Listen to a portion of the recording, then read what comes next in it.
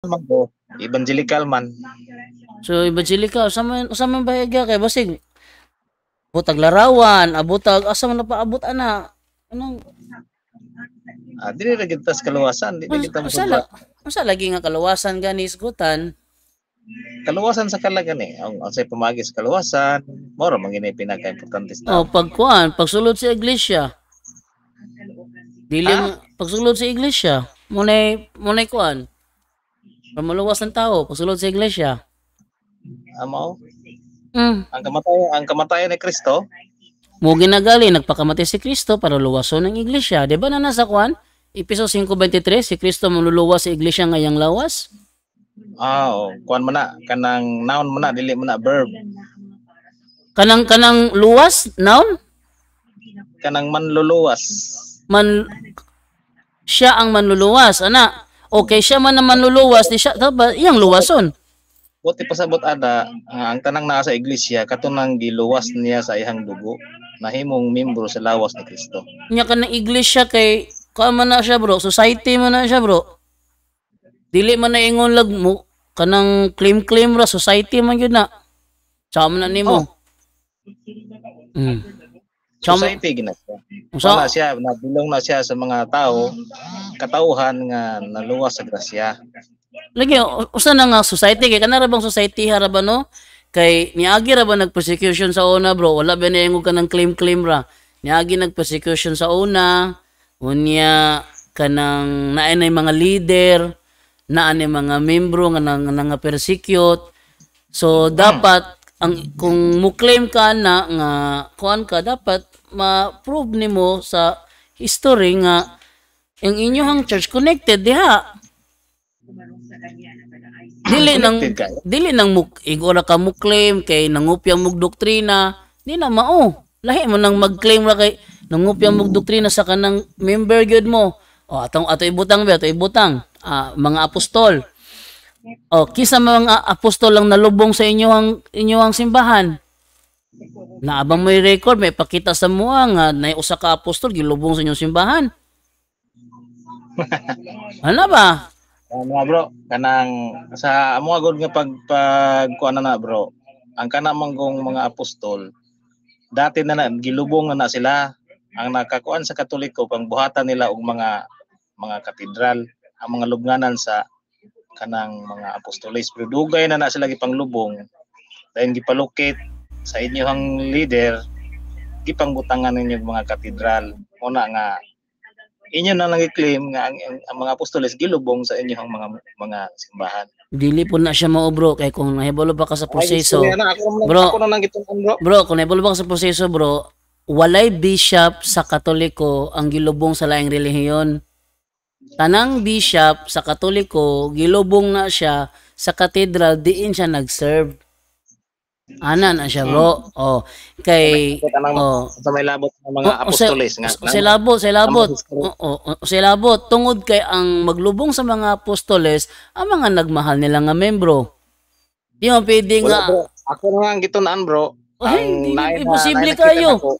Imposible ning-agi na ang mga centuries nga dugay na nga gilubong ang apostol. Dayon gibutangan og katedral sa kuan sa Katoliko, Romano Katoliko. Di na mo bro. Wala na bro. Ako na ipurwan sa mo ha. Wala na asa man bro ang gahimo anang nga libro protestante ra gihapon. Dili history na bro. Usa nga history kisay author na be. Ako na nang gikuan bro. Kay basig pag trace na ko sa author na may balaan protestante man yung author na bias na siya kay protestante gog kanya. Magami ka na og protestant reference din na ko na madawat. Una nga dili basta-basta na moingon nga mapamatuod ka natural bro kay dili mo na pwede tanaw ako da butang ha si atong mahatag sample para masabtan nimo ha sa pansamta si Felix Manalo. Sadyang namatay si Felix Manalo kisay mulubong niya. Ang naglubong niya ang mga nagmahal niya nga membro. Kaya di mo musugot yung mga membro nga lain ang mulubong niya. At laing sample na po si Ellen White sa SDA. Kasi naglubong ni Ellen White ang SDA ra gihapon. Kasi naglubong ni Muhammad ang Muslim ra gihapon. Kasi naglubong ni Iranyo Manalo INC lang gihapon. Kasi naglubong ni Eli Soriano MCGI lang gihapon. Kay dili man na pwede bro nga ang ilahang ang mga membro musugot lang yung tawon nga ang ilahang leader kay lain ng mulubong. Di na pwede oy. Maski man lag ka mo, musugot mo inyong pastor ang Katoliko mulubong. Yung na bro, kaya naman ko nabasahan nila na bro, nga ang kanang Romano Katoliko, ang itong mga lubong sa mga apostoles, ilang gipang lukit, gipang butangan nila mga katedral. Dili man sila kabutag katedral bro, dili na sila tagiya ana. Mo na siya buti pa sa Oh, buti. dili na mao. Dili sila kakuan ka himuan na katedral kung dili na ilahang lugar. Pananglitan nasa World History by O'Brien. Giingon dito, Peter founded the church at Rome. He was the first bishop of Rome and was crucified in the sa ko naman gito, and was crucified in the stadium was crucified in the stadium of Nero near the spot where the Church of St. Peter stands today. Therefore, katong Church of St. Peter, dito pwedeng ang tagiya at tupukan kanang protestante. Di na pwede. Sige mo claim. Kisa man tawag, sige, kisa man, asa mga chapter ninyo be, ang gipamunuan sa mga apostoles? Nag-serve sila dito nga, namipreba nga sa inyo hang chapter nag-serve? Wala man. Para bro, ang kanang gisgutan na to, ang lubnganan na sa mga apostoles. Gipangbutangan ninyo nag mga building, kanang inyong katedral. Nakay ikaduhang historya na bro to prove ana bro.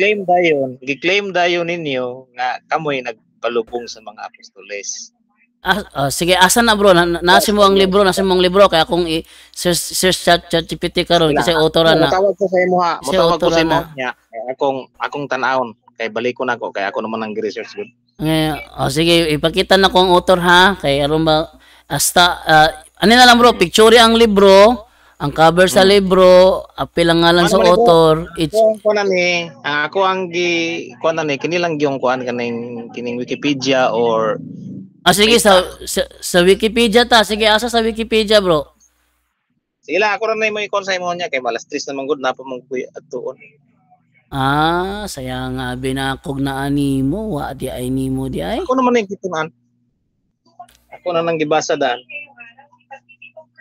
Pero ang atong hisgutan unya mahitungod sa kaluwasan kay sud kayo ang ato ang mo lagi na ang among paagi sa kaluwasan kinahanglan mamembro ka sa iglesia kay ang iglesia may luwason ni Kristo nya kana iglesia dili na pwede i-claim sa mga protestante sama nimo dili na bro kay ang giingon sa Biblia John 3:16 that whosoever believes whosoever believes sa katong giing nag whosoever believes nana ni protestante tong panahon na ano nanay Katoliko adto mo bitaw na Katoliko bitaw to whosoever yes bro Katoliko gid siya bro kay kaning Katoliko bro kaning sa man mabasa nimo diha nga whosoever Catholics bro dili na pilosopo yung nana bro ang Katoliko bro yung ani among sitwasyon na sa tiyanda ka ang iglesia usal na ka iglesia from the 1st century down to the coming years nya sa 1054 na split na siya bro. From the 1st century going to 1054 sa 1054 na split siya into two, Eastern ug Western.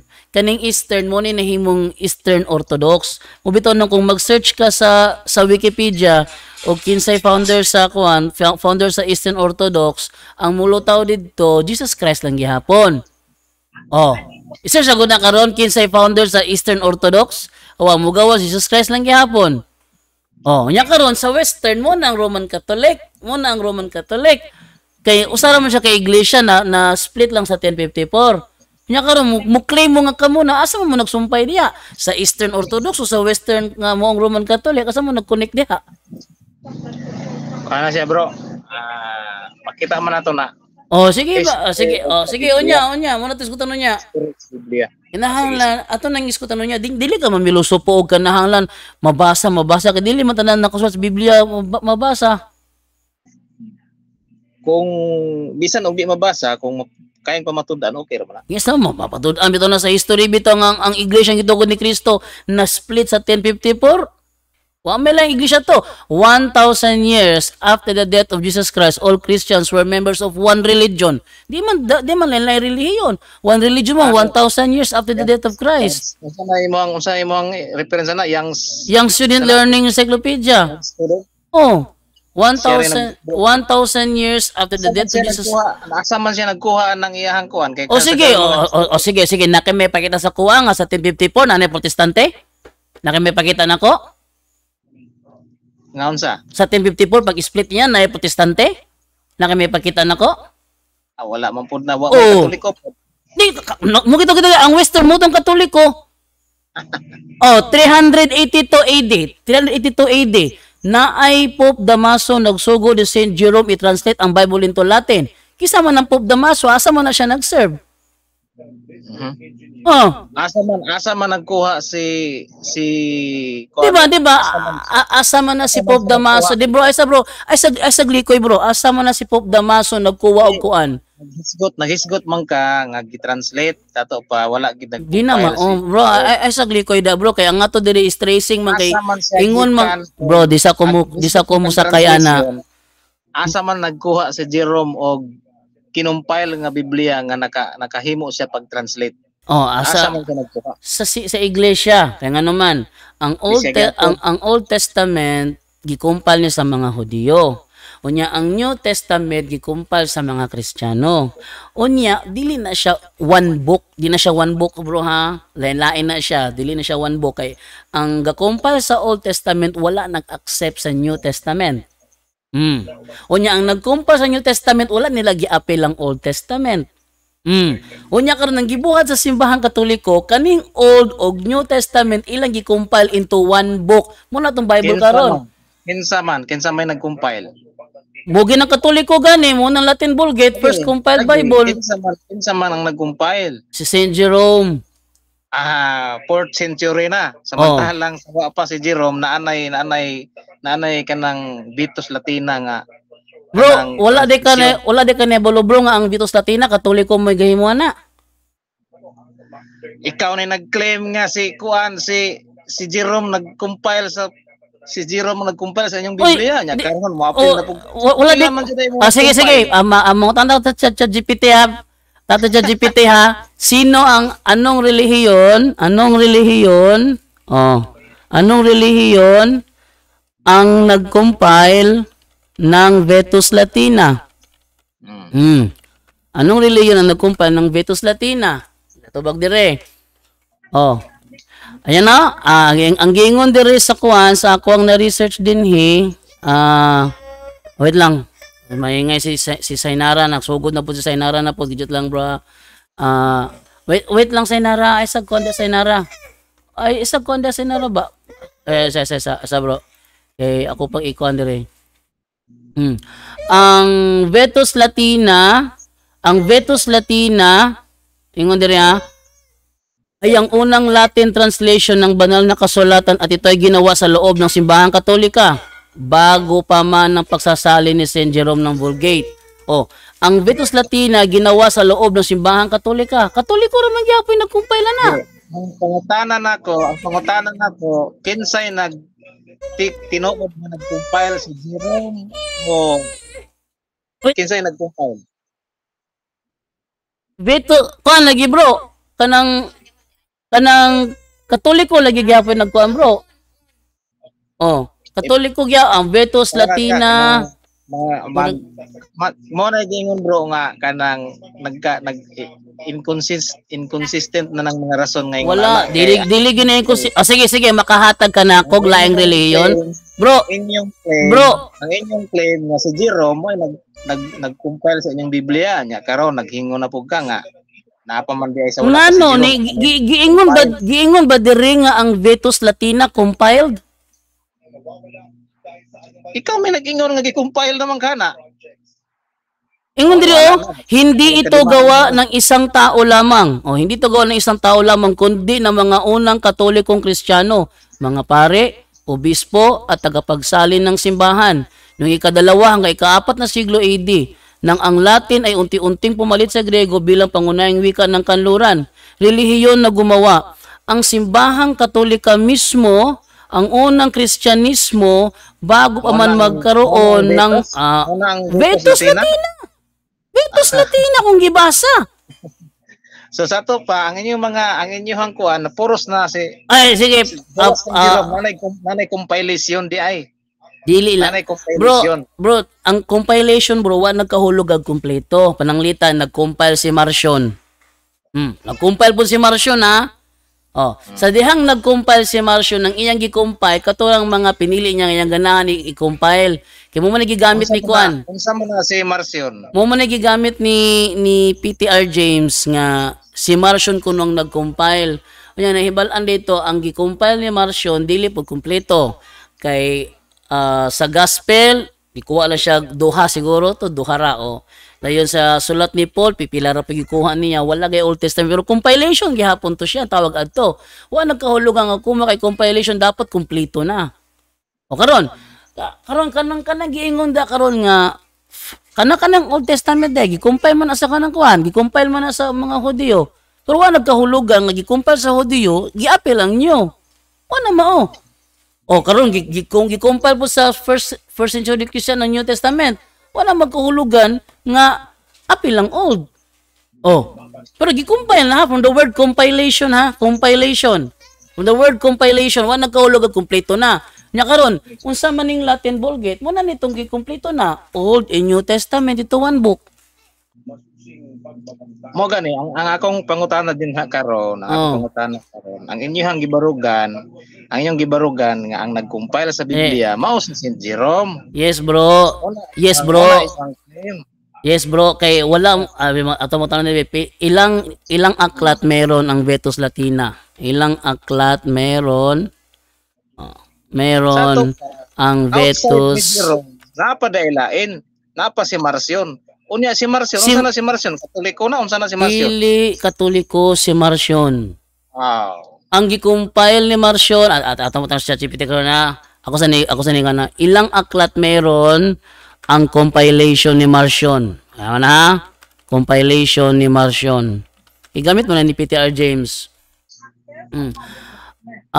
Ingon diriya sino si Marcion? Si Marcion ang sino pa isang Grego mga ngalakal at guro na nabuhay no ikalawang siglo. Siya itinuturing na heretiko ng simbahang Katolika.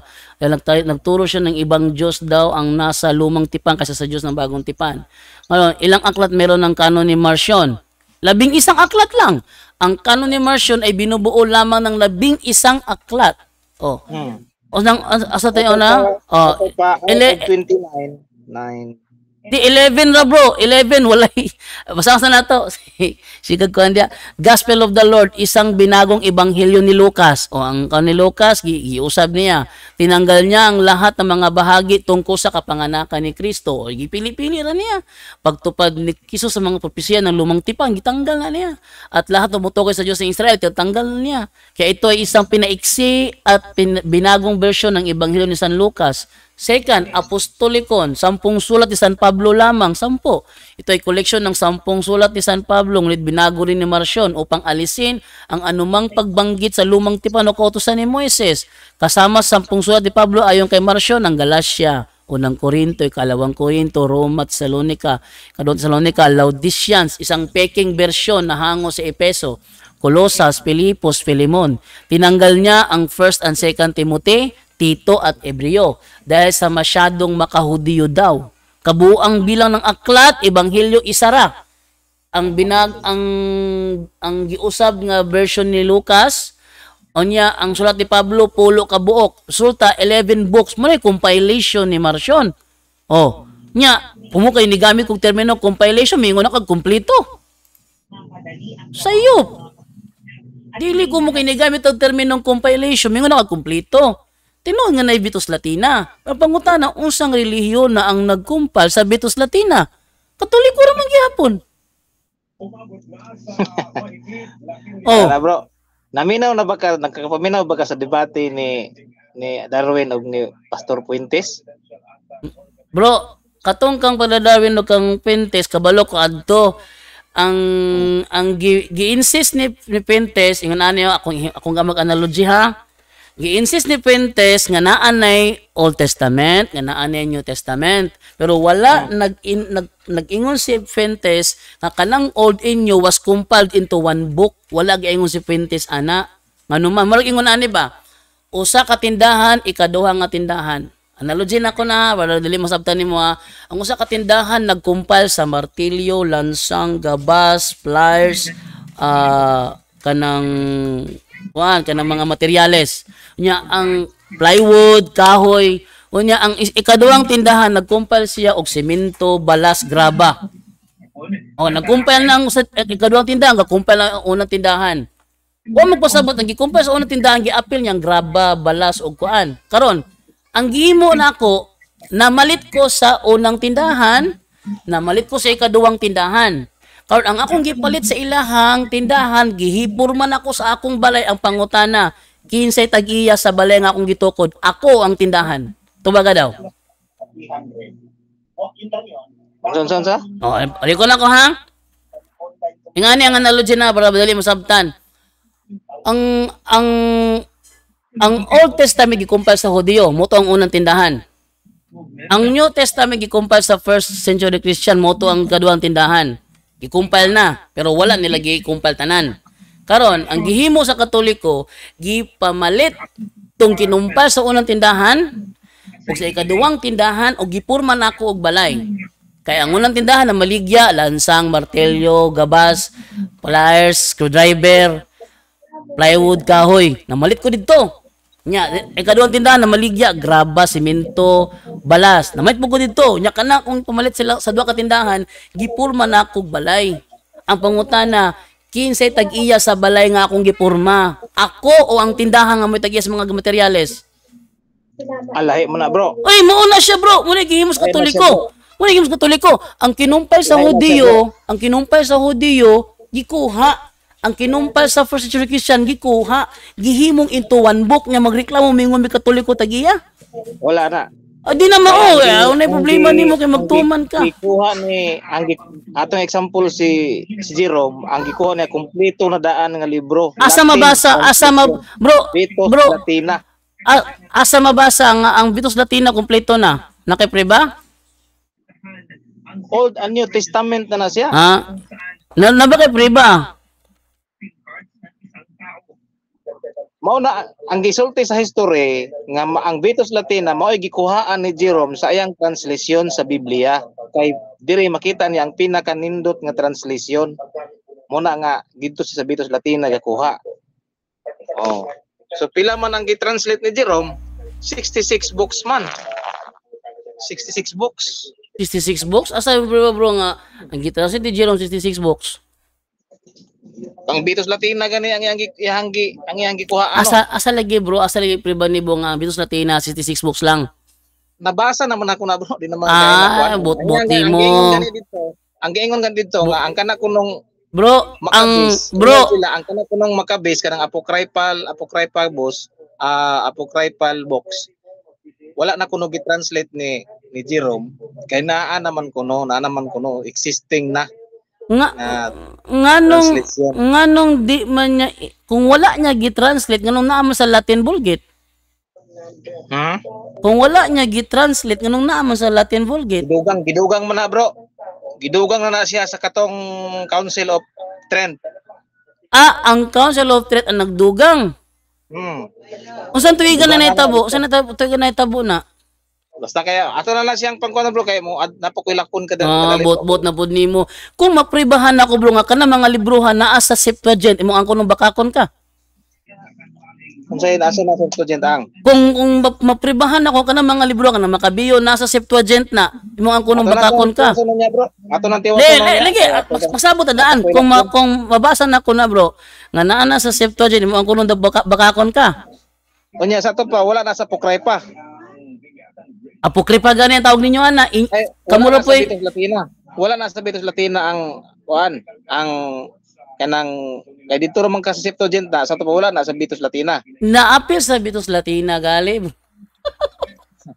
Bro. Diba, ingon ka, bro, ingon ka, ang Council of Trent ang nagdugang, anak ka, di ba? Asay una bro, ang Council of Trent o ang Septuagint? Una ang Septuagint kay Oh, duga naman kay ng Septuagint. una ang Septuagint. Ang Septuagint ba ang gigamit nga Bible sa katong panahon ni Jesus o dili?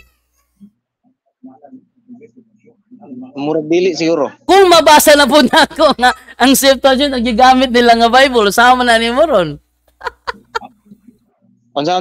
Kung mabasa na po nako nga ang Septuagint ang gigamit sa panahon ni Jesus nga Biblia, sama na ni mo ron. Panahon ni Jesus? Oh, Sa panahon ni Jesus? sa panahon ni Jesus. Kung mabasa na ko, Unsa na mga historihan nimo dia, bro? lagi, masama, kung mabasa na ako na be. Ato na siyang atong hisgutan niya lagi kayo. Mapatulan ko dali. Sige, bro. Sige. Bro, siguro bro, bing nga mosulod ka unya kay basin niya maghimo tag cover para sa topic unyang gabi unya wala dai mo abot nga Junel maglasang. Sige, mo tawag ko niya. Ha? Ako tawag ko niya. Mutawag ka unya. Unya ang mga alas 8 bro, mag-ready na ka. Ako na lang manawag nimo. Sige. Ano lang siguro Sige, no? Sige, Sige bro. Ano na lang siguro para nindot. Sige bro. Sige, salamat. Okay, mulakaw pa ko. Sige bro. Salamat bro. Para naglami na largo. Okay, na nakoy topic para karong hapon. Daghang salamat og bye-bye.